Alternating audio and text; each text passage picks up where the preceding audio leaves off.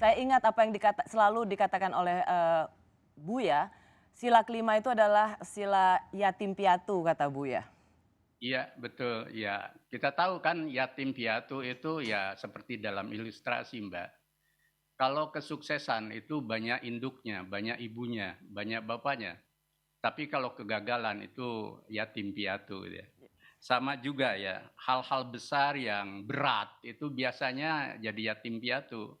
Tidak banyak orang peduli apalagi untuk hal-hal yang tidak populer misalkan. Saya teringat sebenarnya apa yang disampaikan Presiden itu sangat sangat tepat ketika kita diajak hari ini membumikan Pancasila. Eh, tahun 2016 ketika saya bertemu beliau, saya juga menyampaikan tentang problem utama kesenjangan sosial. Beliau merespon tentang pentingnya apa yang disebut dengan New Economic Policy. Jadi kebijakan ekonomi yang baru.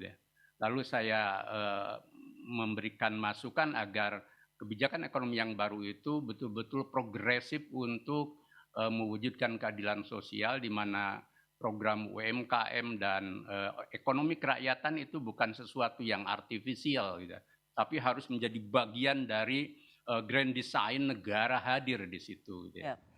Baik, Prof. Haidar, di situ dulu saya mau ke Prof. Mahfud. Presiden kembali mengingatkan sesuatu yang sudah dikatakan oleh Buya Shafi'i. Sesungguhnya bagaimana menerjemahkan membumikan Pancasila, Prof?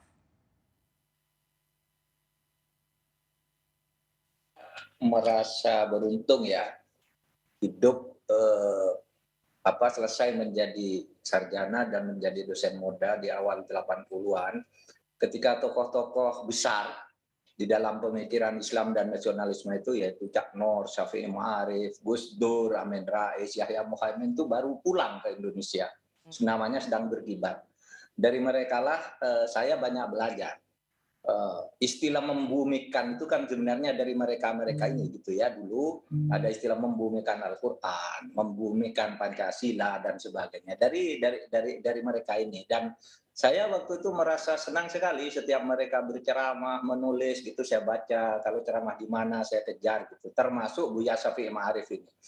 Nah, Buya Shafi'i Ma'arif untuk saya ada kenangan khusus lah ya. Karena apa? Karena saya pernah menjadi mahasiswanya, kemudian menjadi asistennya juga, mengajar mata kuliah ideologi negara.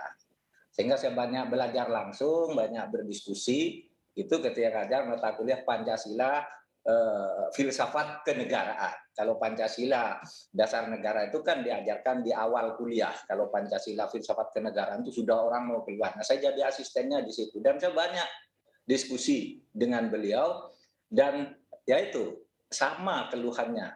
Kita ini sudah punya ideologi Pancasila dasar negara yang sudah sangat bagus, nggak usah rewel gitu.